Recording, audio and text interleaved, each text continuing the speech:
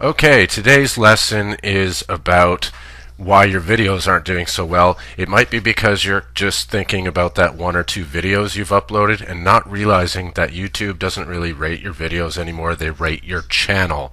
They want to know that you're bringing new subscribers, new viewers, and working hard to build good content. And the one thing they actually look for the most is watch time. And that's your most important factor. So the more you can do to get people to watch longer, it's going to be in your favor. So actually making longer videos on YouTube is now in your favor. If you can get them hooked in the first 15 seconds, they'll stick around.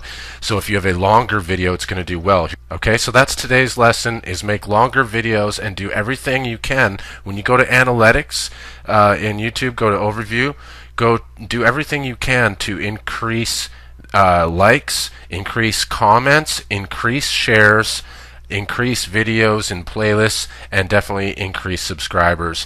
Every period you go higher, you're going to do better with each video you upload. It's going to get viewed by new subscribers that are already on your channel, and YouTube is going to start to treat your channel with a higher rank. Not just your videos, your whole channel. Okay, so that's today's lesson. Thanks for watching.